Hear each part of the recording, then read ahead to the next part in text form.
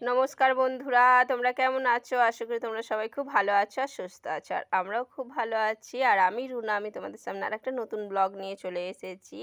আর আমার নতুন ব্লগে তোমাদের সবাইকে স্বাগত জানাই। দেখো, আজকে তো বৃষ্টি হচ্ছিল, আর বৃষ্টিতে সকালে একটু ভিজেওছি। আর দেখো, কেন আমি ভিজলাম, তখন শাকসবজি ধুচ্ছিলাম। দেখো, আমাদের এইখানে জল ধরা হয়েছিল, আর আমাদের কলটা অনেক দূরেই, জল ধরে আমরা রান্না করি। আর এখন এইগুলো যদি বৃষ্টি আসে আবার ধরা হবে। সে আছে, এটা আমার বড়দি, ওটা মা। হ্যাঁ, আর এই যে পুচুনি, আমার পুচুনির বাবা পুচুনিকে নখ কেটে দিচ্ছে। ও পুচুনি, হাই বলো। ও পুচুনি, হাই বলে দাও বন্ধুদের। ওই দেখো, মানে না,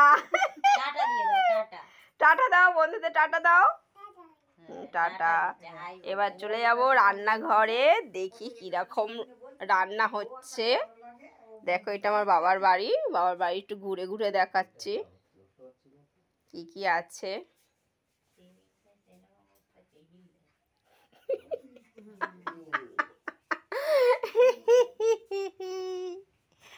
রান্নাঘরে চলে এসেছি,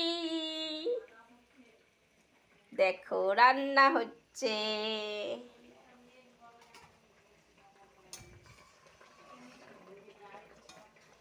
মাছের ঝোল না ঝাল আমি কিছু বুঝতে পারছি না।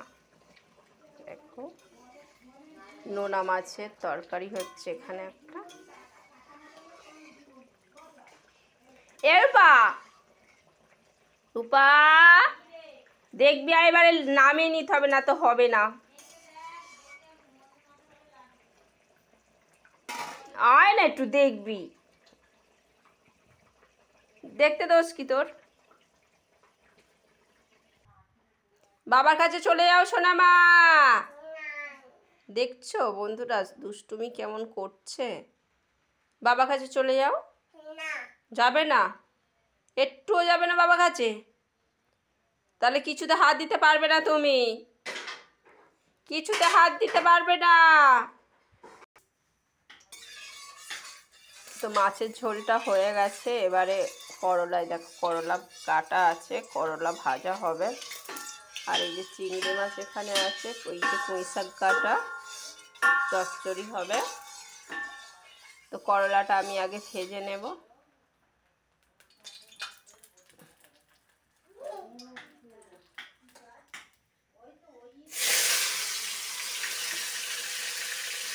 সোনামা, এত দুষ্টু করে মেয়েটা, কি আর বলবো। এরকমভাবে করলা আগে নুন হলুদ মাখিয়ে রেখেছি আমি। তো নুন হলুদ মাখিয়ে রেখে তেলের উপরে, তেল গরম হয়ে গেছে, ছেড়ে দিয়েছি।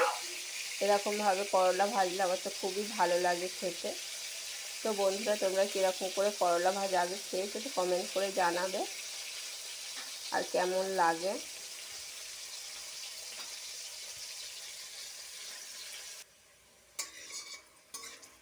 আমার করলা ভাজা হয়ে গেছে। দেখো, করলা এবার নামিয়ে নেব। দেখছো, দেখো মচমচের মতন ভাজা হয়ে গেছে। দেখো, করলা ভাজা হয়ে গেছে। এবারে আমি পুঁই শাক চচ্চড়িটা করে নেব। পেঁয়াজ দিয়ে দিয়েছি।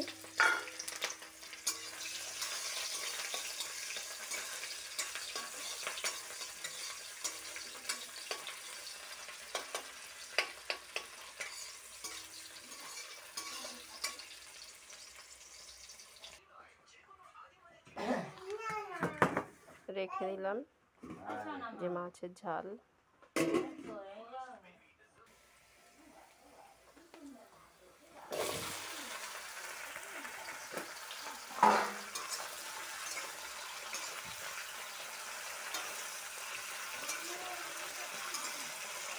পুঁই শাক চচ্চড়িটা করে নেব, নিলে আমাদের খাওয়া পুরো রেডি।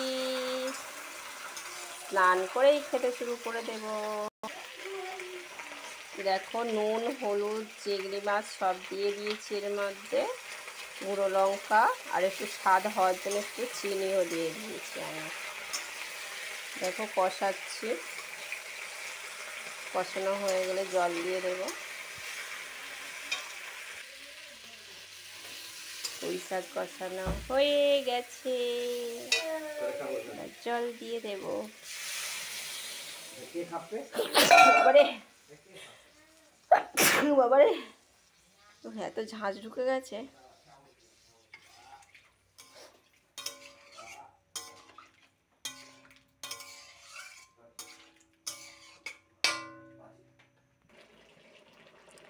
দেখো বন্ধুরা, আমাদের পুঁই শাকের ঘন্ট চিংড়ি মাছ দিয়ে হয়ে গেছে।